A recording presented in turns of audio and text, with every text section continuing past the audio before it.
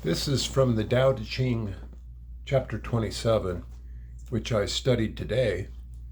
I'll read it and then I'll explain why it means a lot to me. In part, be wise and help all beings impartially, abandoning none. Waste no opportunities. This is called following the light.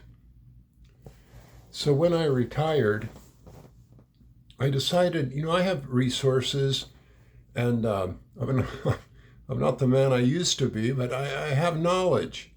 And I could use this, and I'm not going to pass up. I made this commitment that I am not going to drive past or walk past someone or something that needs my help. I'm not going to do that. Now, there's some exceptions, like I don't stop on the freeway. I'm not crazy, but most of my life is spent out on dirt roads and single highways. And I just made that vow, which I've enjoyed a lot. And many times it's just a matter of pulling over and somebody's parked there with their hood up and seeing if I can help. I tell them I'm not a mechanic, but I know a few things. Maybe I could help. And sometimes people just need a phone. Sometimes they just need a tool. And that's happened often. A simple tool that I might have. And so all of this is very, very enjoyable. And remember, the Tao said, waste no opportunities. But I want to tell you one of my favorite stories after I had made this commitment. I was driving, only Nevada can actually claim the middle of nowhere. I mean, you go long stretches in Nevada where there really is nothing. So outside of Wells, there's a long spot where I'm driving, and there's just nothing. And but I've got an eye. I would call it a hunter's eye. And my hunter's eye is always glancing out there. The hunter's eye has been very highly trained to catch movement. Out there in the middle of nowhere, if something moves, it deserves your attention. There's something alive, animal, and I'm always looking for wild horses, deer, anything, coyotes. Makes my day to see some wildlife. So I catch a glance of something moving. But I'm driving, on Interstate 80. I mean, I'm going, 70 miles an hour. But I glanced back and saw the weirdest thing. It was a dog, a German Shorthair dog in the sagebrush, 50 or 60 yards off the highway. And I just thought that was so strange. And I got one more look at this dog. And it had the lost dog look, which if you don't know, you don't know. But if you know, this was a lost dog in the middle of nowhere. So I, with my new attitude, whatever needs my help, that's what I've got left in me in these last years. I'll help. So I pull over. The other thing that I learned was how to catch a lost dog, which is actually very, very difficult. I mean, these guys are lost and they're traumatized, and they just, they're really hard to get hold of or catch. So how to do that is with my dog. I catch them with my dog. But this is I-80, so I have to pull over quite a ways. I put my dog on a leash, and then I walk out here toward the dog. And he's serious. He's doing all this lost dog schizo thing, way out there in the sagebrush. But when my dog sees him, then I know, this is going to work out. I let my dog go, and Cody runs out across the sagebrush, and they're doing their dog thing, sniffing and meeting. And that's how I catch them. Then I let them become buddies. And then I walk out there and I whistle. And when Cody comes, this dog comes. So Cody comes over, and I've got a good long leash. So I kind of make a V, imagine a V out of this leash. I've got two dogs on one leash, kind of in this V. But there's no collar on this dog, of course.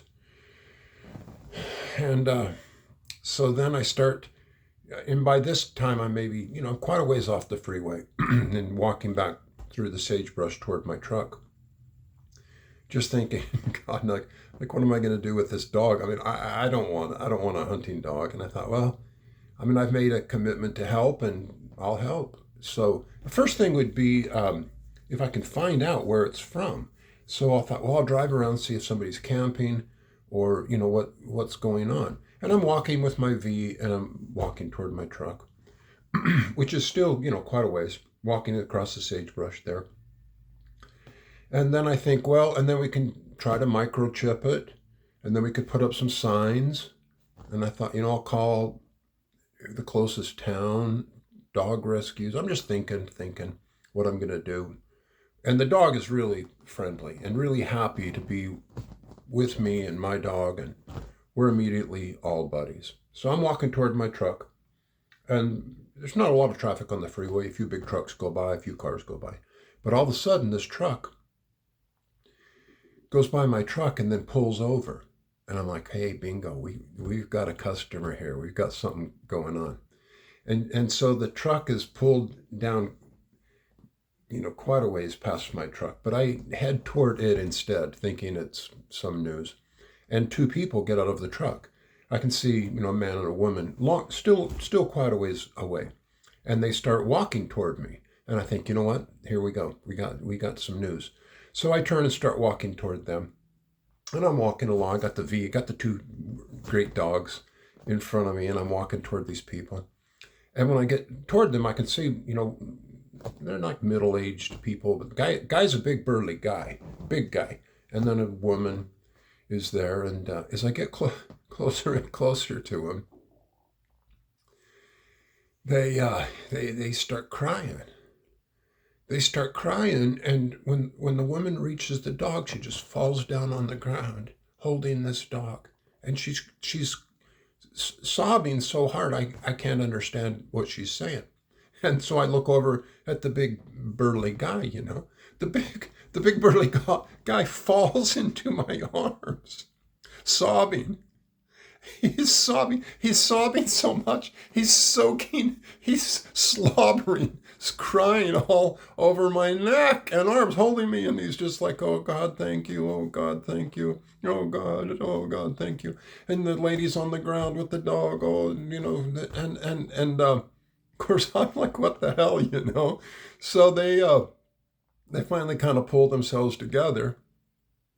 And they just keep thanking me, which is a little bit inappropriate because I've seriously had this dog now for exactly 3 minutes. I mean, I've had this dog for 3 minutes, and then now I'm getting slobbered on and thanked. And here's the story. So they don't have one of these dogs. They have three. All three dogs look exactly the same. And just beyond where I parked, they parked, and then beyond there was an exit with no services, just an exit. So they had pulled over in that exit and let the dogs out, all three dogs, to use the restroom. And then dogs ran around, and they were heading back to California. So all three dogs, they knew that. They didn't mess that up. All three dogs jumped into the truck, and right at that point, he saw something in the back of the truck that demanded his attention. And he straightened it out and then saw the dogs in the truck and shut the door. And off they went to California. And they had been gone, well, I mean, like 200 or 300 miles, so 6 hours in one direction. And I'm sure they glanced like the littlest bit, but there's a big dog pile in the back seat of this truck. And then they decided they weren't going to be able to make it all the way home, that they would pull over again. They pull over, and there's only two dogs. And they can't believe it.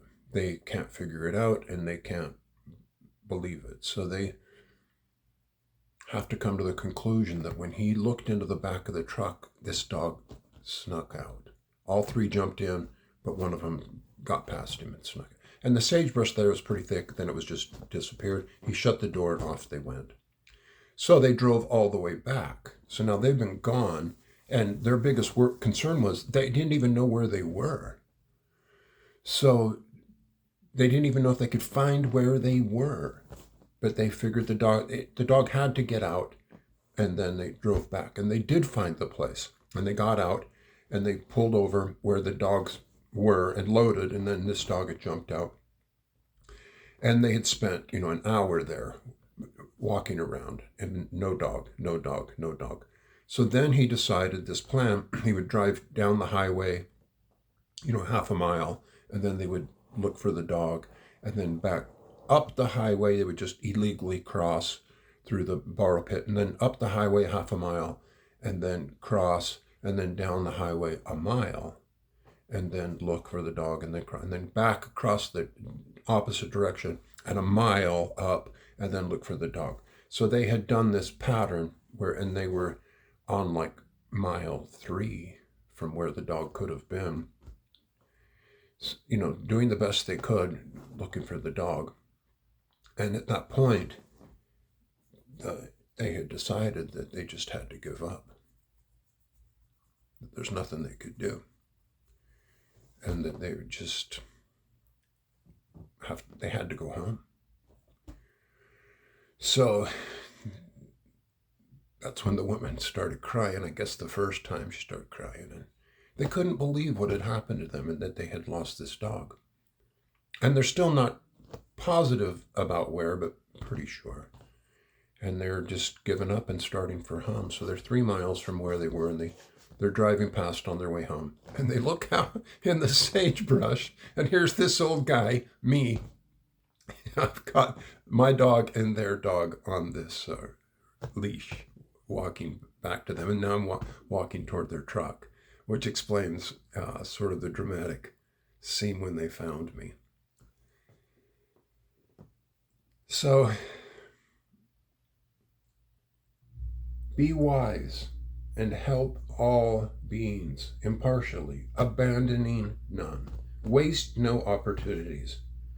This is called following the light.